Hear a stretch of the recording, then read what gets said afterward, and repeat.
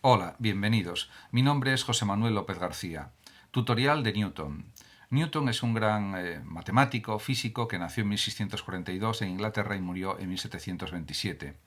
Podemos decir que sin Newton es imposible comprender el empirismo, la ilustración y el pensamiento de Kant, que por cierto tenía como a uno de sus pensadores favoritos a Newton y de sus científicos. De hecho, estudió muy profundamente la matemática y la física newtoniana y la incorporó también a su filosofía, a su pensamiento.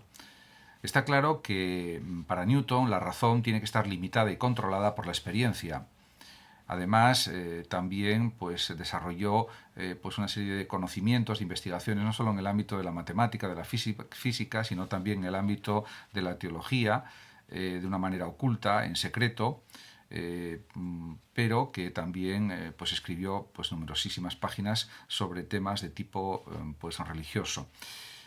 Isaac Newton estudió en el Trinity College de Cambridge, donde diríamos que su gran ingenio es percibido y reconocido y estimulado por el matemático Isaac Barrow, que nació en 1630 y murió en 1677. En el año 1665, a causa de la peste, Newton abandona Cambridge y regresa al campo, a su pueblo natal.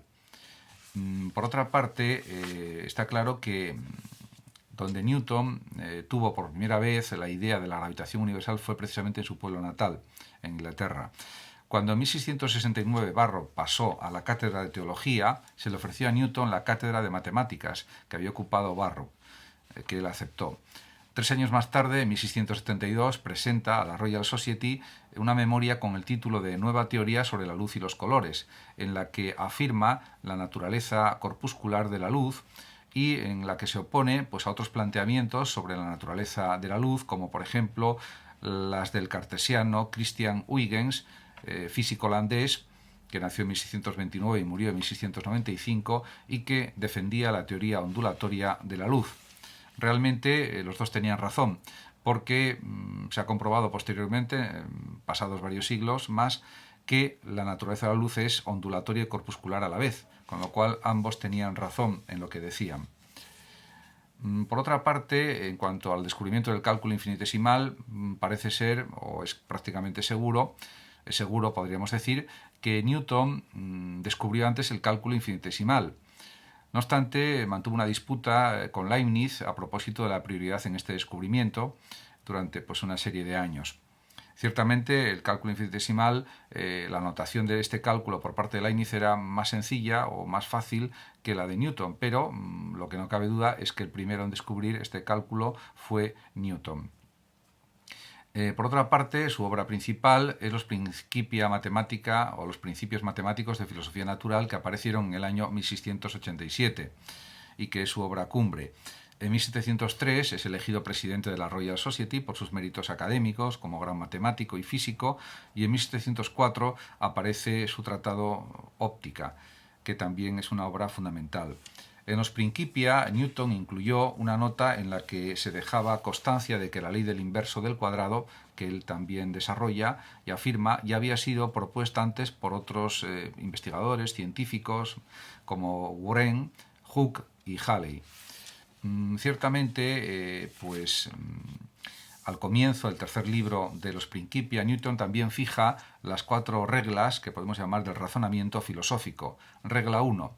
No debemos admitir más causas de las cosas naturales que aquellas que sean al mismo tiempo verdaderas y suficientes para explicar sus apariencias. Regla 2. Por eso, a los mismos efectos debemos, en lo posible, asignar las mismas causas. Regla 3.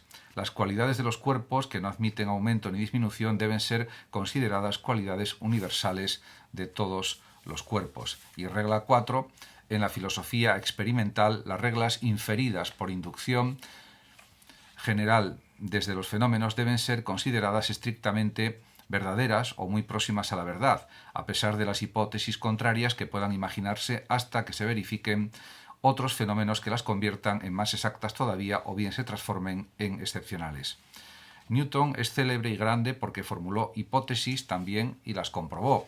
A pesar de su famosa sentencia hipótesis non fingo, lo que quería decir en realidad es que todo lo que no se deduce a partir de los fenómenos debe ser llamado hipótesis. Y además, también cabe decir que para él las hipótesis, tanto las metafísicas como las físicas, no pueden ocupar un lugar en la filosofía experimental.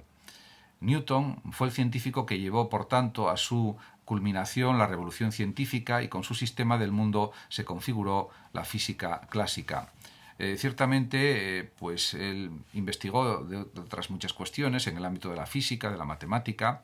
Fue un científico pues universal en este sentido, una mente universal, y también tuvo conflictos con Hooke y con otros por cuestiones científicas.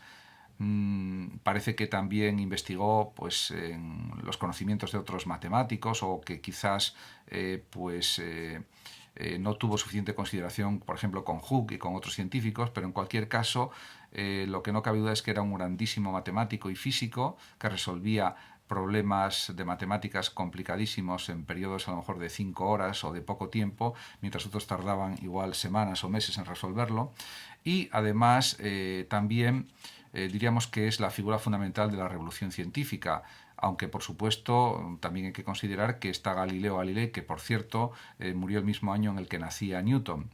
Galileo, Newton, Kepler y otros pues forman el elenco de los grandes científicos que dieron lugar a esta revolución científica del siglo XVII, que puso las bases de la matemática y de la física moderna, y que dio un impulso también fuerte a otras ciencias como podían ser la química y otras ramas de las ciencias naturales, la biología, etc.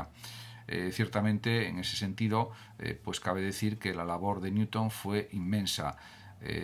Por supuesto, se basó en los conocimientos de otros matemáticos y físicos anteriores, y también, por ejemplo, hay que considerar que las obras de Pascal y de otros grandes matemáticos también fueron influyentes, por ejemplo en Leibniz y en otros pensadores, pero ciertamente el siglo XVII es como el inicio de la ciencia moderna, que luego se fue consolidando durante el siglo XVIII, fundamentalmente con Lavoisier y con otros científicos, con Volta y con otros muchos.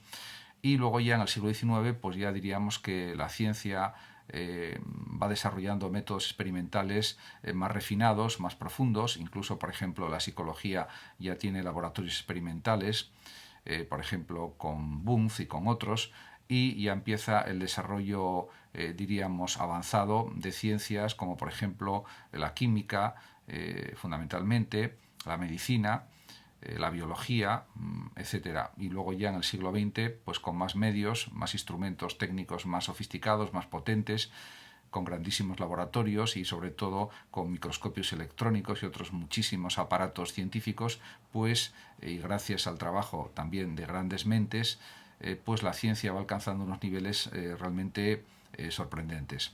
Muchísimas gracias a todos por su atención. Saludos como siempre a los oyentes de Radio Sofando y Hablando de Filosofía de México, y por último decir que los que lo deseen pueden compartir este vídeo en sus redes sociales, darle like o suscribirse a mi canal de YouTube. Hasta siempre.